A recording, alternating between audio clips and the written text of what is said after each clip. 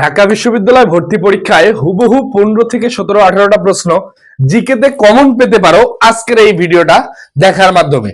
এখন ব্যাপারটা হচ্ছে, তোমরা অনেকেই মনে করতেছো এটা কেমনে সম্ভব। আজকে আমি যে বিষয়টা করার চেষ্টা করছি সাধারণ জ্ঞান অংশে, এখানে আমরা খুব সুন্দরভাবে বিগত সালে যে প্রশ্নগুলো ঢাকা বিশ্ববিদ্যালয় ভর্তি পরীক্ষায় বারবার এসেছিল সেই প্রশ্নগুলো অ্যানালাইসিস করার মাধ্যমে আজকের এই পিডিএফটাতে প্রায় আমরা 800-র মতো এমসিকিউ দিয়েছি এবং ঢাকা বিশ্ববিদ্যালয় সহ দেশের সেরা পাবলিক বিশ্ববিদ্যালয় ভর্তি পরীক্ষার ন্যাশনাল গুচ্ছ যে কোনো কম্পিটিটিভ পরীক্ষার জন্য এই এমসিকিউ গুলা আসলে খুবই গুরুত্বপূর্ণ। এখন তোমরা যারা ঢাকা বিশ্ববিদ্যালয় সহ যে কোনো পাবলিক বিশ্ববিদ্যালয় ভর্তি পরীক্ষার প্রস্তুতি নিচ্ছ, সর্বপ্রথম যে কাজটা হবে ভাই, তুমি এতদিন অনেক জিকে পড়ে ফেলছো, বাট এখন আসলে তুমি লাস্ট সময়ে কোনগুলো রিভিশন দিয়ে যাবা, কি পড়ে যাবা, কি বাদ দিবা, এই যে একটা ঝামেলায় ঘোরপাক খাচ্ছ, তাদের জন্য এটা হতে পারে একটা খুবই গেম চেঞ্জিং একটা ট্রাম্প কার্ড ইনশাআল্লাহ।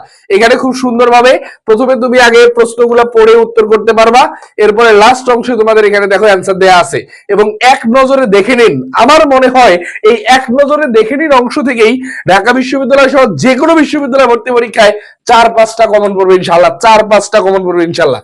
এখন এই পিডিএফটা পাওয়ার আসলে ছোট্ট একটা প্রসেস আছে। তোমরা যারা এই পিডিএফটা পেতে চাও বা যাদের মনে হচ্ছে প্রয়োজন, প্রথমেই যে কাজটা করতে হবে ভাইয়া, এই ক্লাসটা তোমার টাইমলাইনে একটু শেয়ার করতে হবে।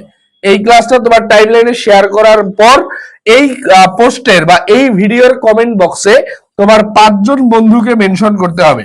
5জন বন্ধুকে তুমি মেনশন করে দিবা এবং এই 5জন বন্ধুকে মেনশন করার পরে 5জন বন্ধুকে মেনশন করার পরে তোমার যেটা কাজ, তুমি এটার একটা স্ক্রিনশট আমার সাইদ সদীপ স্যার পেজে ইনবক্সে দিবা।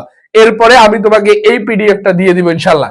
এখন পুরো পিডিএফটা আসলে ভাইয়া হুদাই এই কারণেই দিচ্ছি না, কারণ পোলাপাইন আসলে গুরুত্ব কম দেয়, তখন মনে করবে আসলে এটার কোনো কার্যকারিতা আছে কিনা। সুতরাং প্রথম কাজ হচ্ছে ভিডিওটা শেয়ার করবা, শেয়ার করে তোমার এই পোস্টের কমেন্ট বক্সে 5জন বন্ধুকে মেনশন করে দিয়ে এই স্ক্রিনশটটা আমার ফেসবুক পেজে দিয়ে দিবা, ইনশাআল্লাহ আমি পিডিএফ প্রদান করে দিব।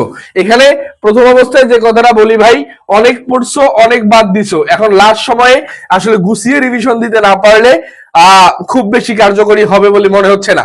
তোমরা কিন্তু এখানে আরেকটা কাজ করতে পারো, এই প্রশ্নগুলো তোমরা প্রথমে পরীক্ষা দিতে পারো, যেহেতু আমরা সাইডে অ্যান্সার দিই নাই, অ্যান্সারটা দিছি একদম শেষে।